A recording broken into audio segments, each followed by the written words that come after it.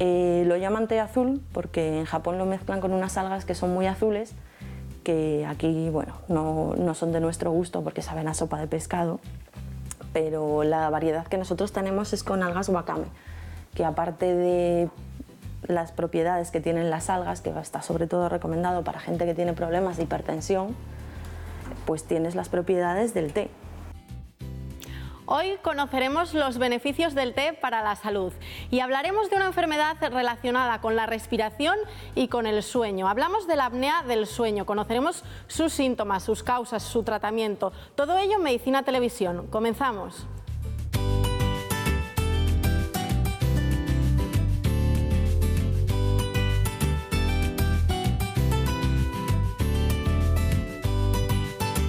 Pues lo que sé de la apnea del sueño es que es una afección que creo que suele afectar a gente más mayor, a una media más mayor que, digamos, la gente joven.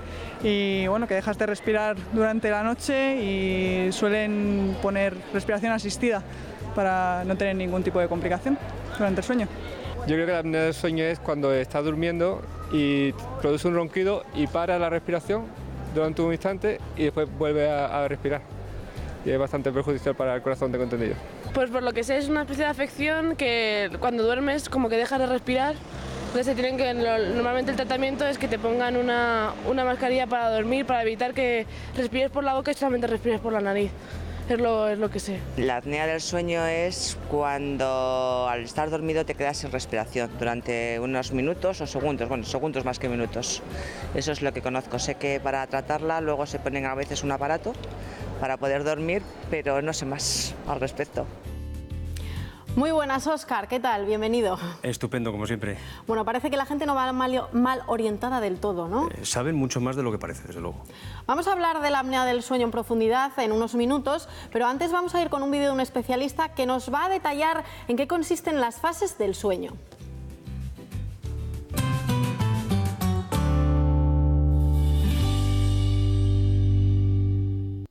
Las fases del sueño expresan la división que tiene el sueño del ser humano durante la noche, que además es una división que se repite cíclicamente. Es decir, hay dos fases principales, una que se llama sueño no REM y otra sueño REM, que alternan durante la noche 3 o 4 veces. El sueño REM, el REM es un acrónimo inglés que indica sueño con movimientos oculares rápidos. Es un sueño en el que se sueña con gran vividez. Y el sueño no REM es un sueño que no tiene movimientos oculares rápidos, que también se sueña, pero de una manera más fragmentada y con menor argumento convincente, digamos, en los ensueños. A su vez, el sueño no REM tiene 3 estados, N1, N2, N3, que lo que expresa es un estado de profundidad creciente en el sueño. Quiero decir que en el estado N3 se descansa mucho más que en el estado N1. Bien, eso se articula durante la noche en unos ciclos, de tal manera que son unos ciclos ordenados y previsibles que acontecen cada noche durante toda la vida del individuo. Las fases del sueño son interesantes para los médicos porque hay trastornos que solo se ven en determinadas fases del sueño y porque hay trastornos que lo que hacen es eliminar fases del sueño. Por ejemplo, el sueño no reparador hace que sea difícil que emerja el sueño REM o el sueño profundo de sueño que hemos denominado N3. O sea que identificar lo que pasa por la noche y en qué fase del sueño ocurre es importante para el diagnóstico médico. Bueno, seguramente es muy interesante esto que ha dicho para saber en qué fase ocurre. No sé si todo depende de la fase en la que ocurra, el tratamiento es distinto o no, pero vamos con la apnea en sí. ¿Qué es exactamente? Y muy complicado, además, tremendamente complicado. Bueno, tenemos que hacer un poquito de historia, que a veces queda muy bonito. Antiguamente se le llamó el mal de Ondina. Ondina era una ninfa de los países nórdicos que se casó con un señor, Sir Wallace, creo que se llamaba, y que entonces, una vez que ya tuvo el hijo y empezó a envejecer, el Sir Wallace, que le debía echar un poquitín de cara al asunto, digamos que se fue con otras mujeres. Entonces ella, que hada era y se había convertido a mortal para poderse casar con este hombre, pues entonces ella le condenó a que respirase mientras estuviese despierto, porque su aliento cuando no estuviese despierto sería de ella. y Sir Wallace se murió una vez que se durmió. Bueno, haciendo un poquitín referencia histórica, pues podemos decir que esta enfermedad consiste en una serie de despertares, de mal dormir, de me encuentro cansado, fatigado al día siguiente, tengo la sensación de haber tenido un sueño no reparador. Como norma general, no siempre suele ir acompañado de una persona que es una roncadora, es un buen roncador, y que su acompañante en muchas ocasiones nos suele decir que hace pausas por la noche, que de repente hace un... Y se queda así, y ¿no? que durante un periodo de segundos o minutos no se le oye respirar para nada. Claro, porque él no se da, la persona no se da cuenta. Esa persona no se da cuenta. Lo que sí se da cuenta es que al día siguiente está con sueño, cansado. Y, por ejemplo, es uno de los grandes problemas que tenemos porque algunos de los accidentes de tráfico, algunos estudios lo equiparan tanto como la alcoholemia, dicen que generan un porcentaje muy importante de los mismos. Luego, no es ninguna broma la que hablamos, ¿eh? ¿Por qué se produce esto? Eso Bueno, es, digamos que las causas de la apnea del sueño, digamos que tienen tres causas fundamentales, ¿no? De hecho, no hablamos de apnea, hablamos de apnea e hipopnea, es decir, de no respiro o respiro poco y mal. Bueno, las causas fundamentales son tres. Digamos que la respiración está regulada por una parte del cerebro, el tronco del encéfalo, donde tiene unos sensores de oxígeno y de anhídrido carbónico, y esos sensores que tiene nuestro cerebro, a través de los nervios, le dicen a nuestro diafragma cómo tiene que moverse para respirar un poquito más o un poquito menos, más deprisa o menos deprisa. Entonces, esa puede ser una de las causas, que suele darse más en niños. En adultos no suele ser muy habitual esa causa. Luego está una causa mixta, que es que, digamos, empieza porque esos centros no funcionan bien y no dan la orden oportuna al diafragma y a los músculos respiratorios para que funcionen como tienen que hacerlo, y esa causa, como norma general, acaba desencadenando también una causa mecánica. Causas mecánicas, que es cosas que nos pasan en el cuello que nos obstruyen la respiración. Por ejemplo, el dormir boca arriba puede ser que lo cause. ¿Por qué? Porque la lengua se nos va hacia atrás. Otra causa muy frecuente, que creo que a mí no me pasará, es tener la mandíbula echada hacia atrás y pequeña, lo que nosotros llamamos micro-retrognatia, es decir, micro de pequeña y retro hacia atrás. A mí no creo que me pase mucho, ¿no? ¿Qué ocurre? Que todos los músculos que se insertan y que hacen que la parte más anterior de la faringe vaya hacia adelante para dejarme la vía aérea al descubierto, resulta que por pequeños motivos se me va hacia atrás y respiro mal. Ese es otro de los grandes síntomas. Perdón, otra de las grandes causas. También los obesos. La obesidad, como siempre estamos, las malas costumbres dietéticas nos acaban generando enfermedades que no debieran existir.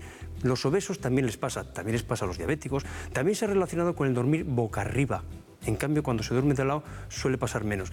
Y luego una cosa muy importante, también afecta a nuestros pequeños. En ocasiones afecta a nuestros pequeños, pero de eso quizás hablemos un poquito más adelante.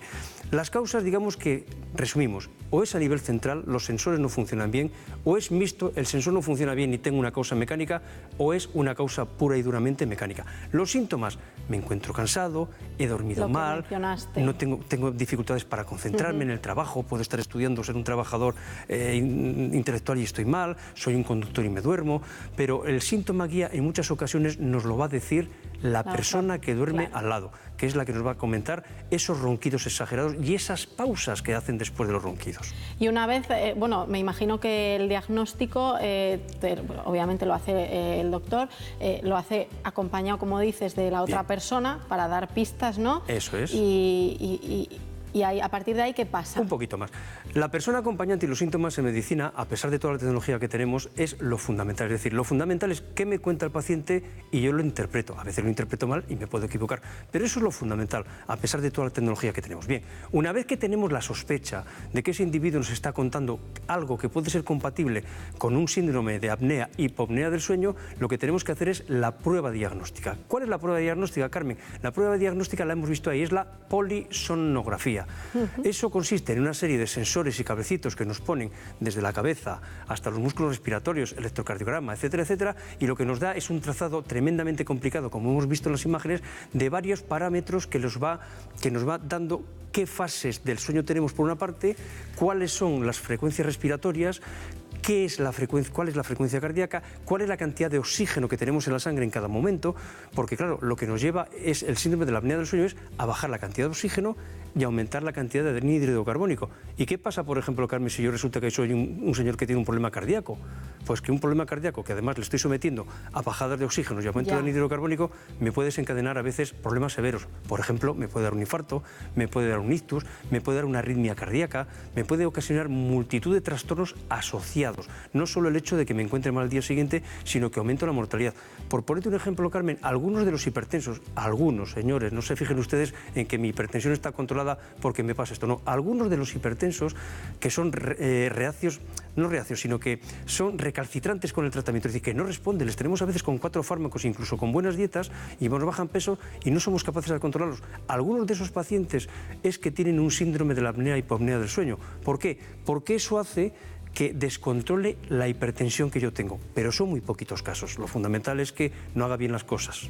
Y una vez que se diagnostica la enfermedad, el problema, ¿cuál es el tratamiento a seguir? Una vez que hemos diagnosticado la enfermedad, digamos que si el problema es de la parte de arriba, lo tenemos bastante más complicado. Es decir, si el problema son los sensores, vamos mal, porque es muy complicado tratarlo. Si el problema es una obstrucción mecánica, que es la práctica totalidad, la gran mayoría de los casos, el tratamiento, digamos que a grandes rasgos hay 2. Lo primero, medidas higiénico-dietéticas. Lo primero, no fume, empeoramos la apnea del sueño. Segundo, si usted está obeso, que muchos de ellos están obesos, hay que bajar peso. Tercero, intente no dormir boca arriba, porque eso aumenta los problemas de la apnea del sueño. Pero luego digamos que ya desde el punto de vista de la intervención médica tenemos 3 grandes cosas que hacer. Uno, una mascarilla que se nos pone, que nos coge nariz y boca y que nos está metiendo el aire a presión. Al principio es tremendamente incómodo y el paciente lo acepta muy mal, pero luego tiene una ventaja, que prácticamente el primer día que lo utiliza, al día siguiente se levanta y dice, uy, estoy descansado, he dormido. Eso es muy importante. Sí que es cierto que luego tienden a dejarla, pero si se les insiste de forma sucesiva, acaban dándose cuenta de que merece la pena ponerse esa mascarilla para el día siguiente, digamos, estar normalito y corriente y no que en cualquier sitio me quedo cansado o me quedo dormido o que no puedo rendir en mi actividad laboral. Otro tipo que hay de tratamiento que es mucho menos común es los que llaman el DAN. El DAN es dispositivo de avance mandibular, es decir, hay gente que tiene la mandíbula echada hacia atrás y pequeña y lo que hace es una especie como de lo que llevan los boxeadores, como un material plástico sintético, una férula que lo que hace es adelantar la mandíbula, con lo cual al adelantar la mandíbula empujo mi lengua y todos los músculos de la parte anterior de la faringe hacia adelante, generando más espacio para respirar. Y luego hay un tercer tratamiento que es un tratamiento quirúrgico para pero que muy poquitos casos. ¿Por qué?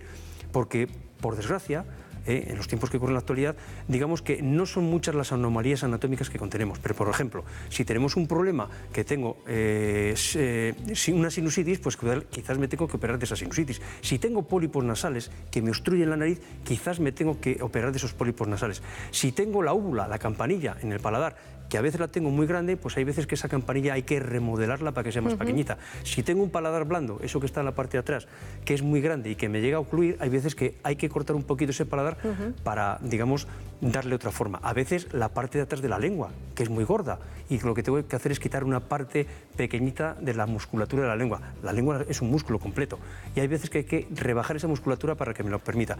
Pero esos son muy pocos casos y muy seleccionados. En cuanto a la cirugía, digamos, de la faringe, de la lengua y estas cosas, habrán oído ustedes hablar del robot del famoso Da Vinci.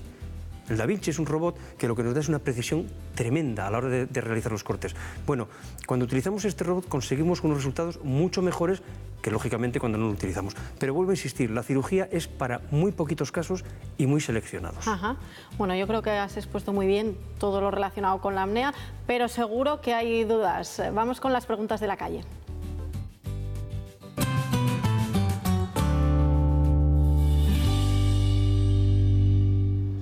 Me levanto cansado y con la sensación de haber tenido el sueño intranquilo. ¿Tendré apnea del sueño?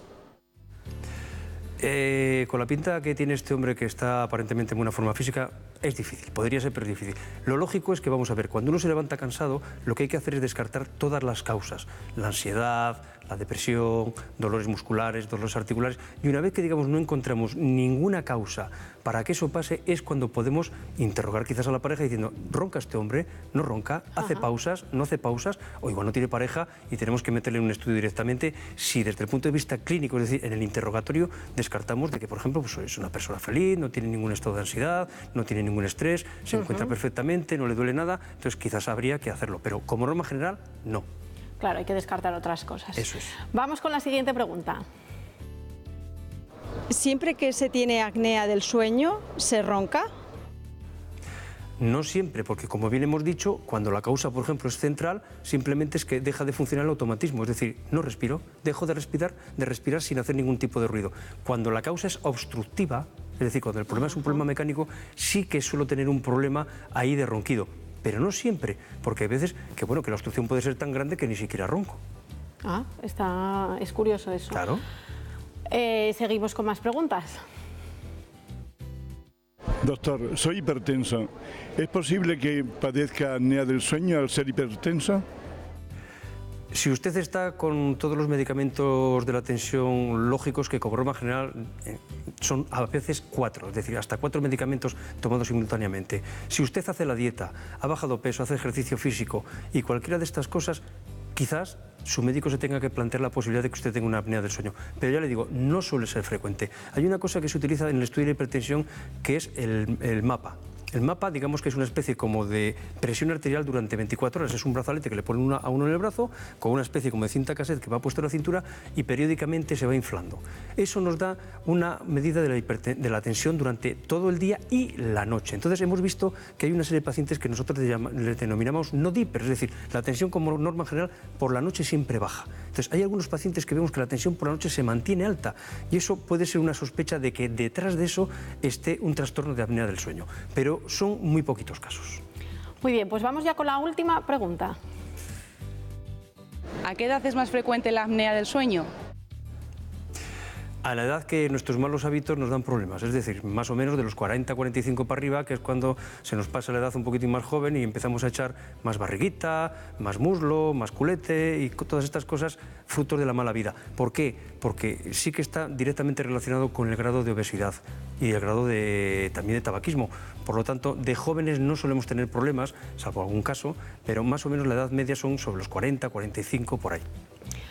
Muy bien, Óscar. Vamos a seguir hablando de sueño, pero a veces uno no tiene muy claro, porque con las cosas relacionadas con el sueño, por ejemplo, a todo el mundo le suena sonambulismo, el despertar parcial. ¿Son lo mismo? ¿No son lo mismo? Vamos a descubrirlo. El despertar parcial solo acontece cuando uno tiene la constitución de sonámbulo. Si uno no tiene esa constitución, que en parte es mediada genéticamente, o sea, uno tiene una constitución de sonámbulo que se expresa en la infancia y la adolescencia. Con esa constitución se propicia que haya despertares parciales y la conducta que hemos comentado. Pero si uno no tiene esa constitución, no puede tener despertares parciales.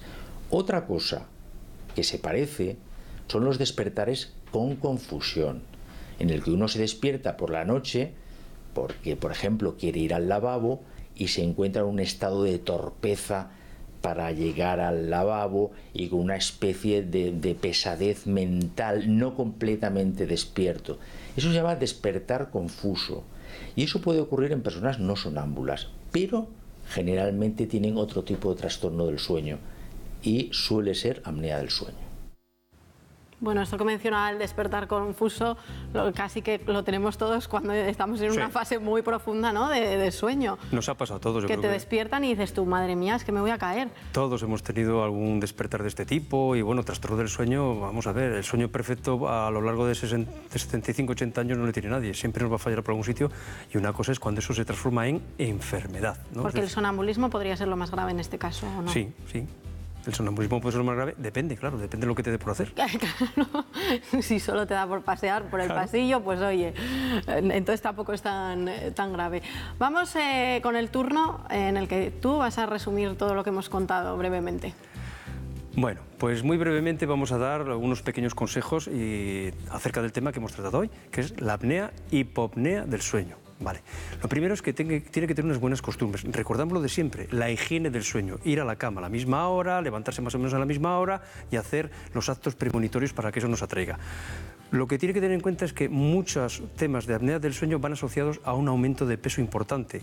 Por tanto, una de las cosas que debemos hacer siempre es rebajar nuestro peso, porque casi siempre solemos tener un paciente que está obeso.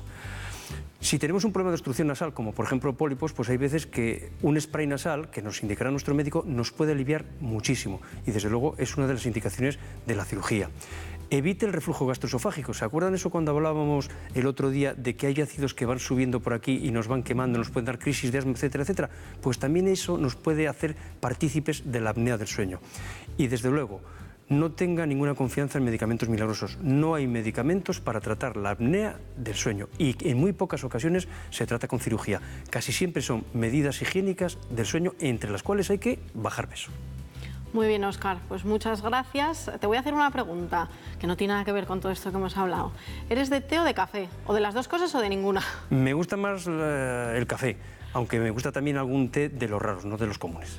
Bueno, pues vamos a ver los beneficios que tienen el té y otras infusiones en el siguiente vídeo.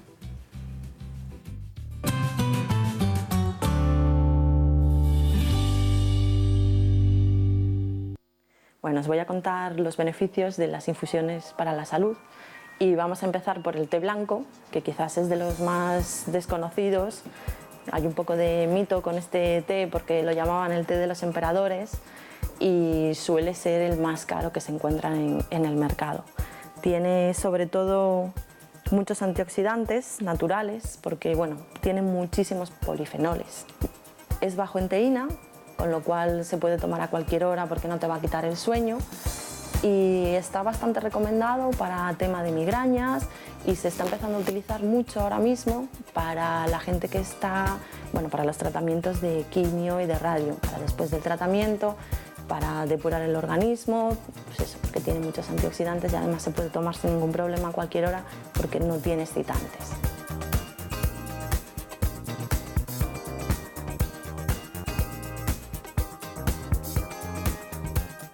Luego os voy a hablar del té azul, que es uno de los más desconocidos.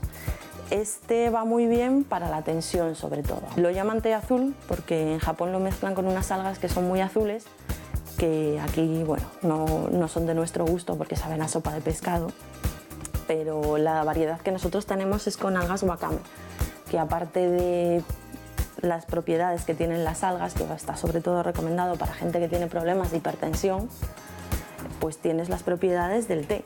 Es muy bajo de teína, porque es un semifermentado, no llega a ser fermentado del todo, con lo cual menos teína. Y aparte, bueno, pues también tiene muchos antioxidantes y va muy bien para hacer las digestiones.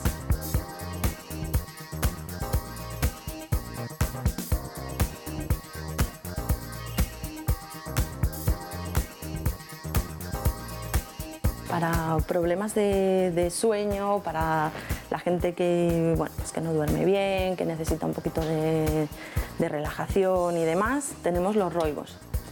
El roibos es una infusión de un arbusto sudafricano que no tiene teína ni tiene nada que ver con el té, se hace de la corteza del árbol y esta variedad en concreto, que se llama Chai Masai, es una mezcla de la India.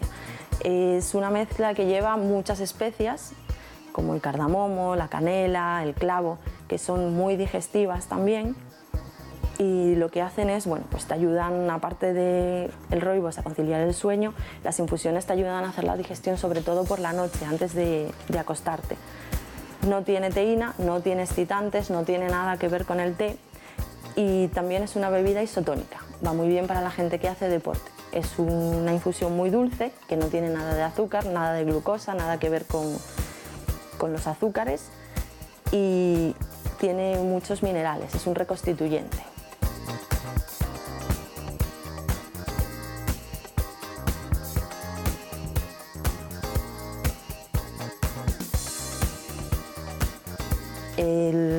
El té verde va muy bien para eliminar líquidos, pero también ahora que está muy de moda el tema del colesterol, triglicéridos y demás, pues es de los que mejor va.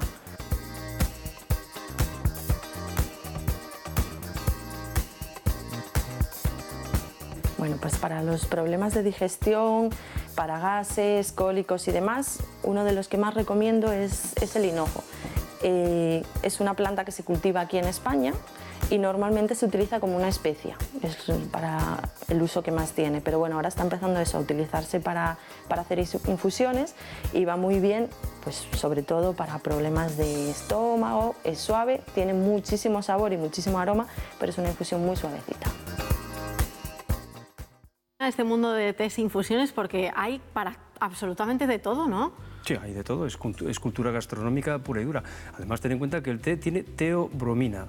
Teo Dios, bromina, compramos, mejor dicho, alimento, es alimento de los dioses. Algo bueno tiene que tener. Otra cosa es que los humanos nos caracterizamos porque de cosas normalitas y corrientes, pues bueno, sacamos un cierto placer. Yo es que el té no le acabo de pillar, y mira que hay sabores y sabores y sabores, pero no le acabo yo de pillar el punto. Porque lo has probado poco, Carmen, seguro. Igual probé pocas variedades. Sí, por ejemplo, el té les viene muy bien a los asmáticos. ¿Ah, sí? Sí, porque el té, al tener teobromina, pariente de la teofilina, les hace que su bronquio le agrande y por tanto lo pueden notar. ¿Pero algún té en concreto? No, el té por el hecho de la teobromina. Pasa lo mismo con la cafeína, es decir, son derivados o parientes de las teofilinas. Las teofilinas fue el primer medicamento que utilizamos en el tratamiento del asma. Ajá, pues esto no lo sabía yo. Que se caracterizaban porque les citan a uno, le dan algún dolorcillo de cabeza, le dilatan el bronquio. O sea que muy bien. Algo tiene el té cuando lo bendicen. No, está claro, y que lleva 1000 años resistiendo, eso está claro. Gracias, Óscar, nos vemos en nuestro próximo programa. Muy bien, pues muchas gracias a ti, Carmen, y a todos ustedes, y esperamos contar de nuevo con su presencia mañana mismo. Pues eso es, nosotros seguimos con más salud y más medicina en el próximo programa. Hasta entonces.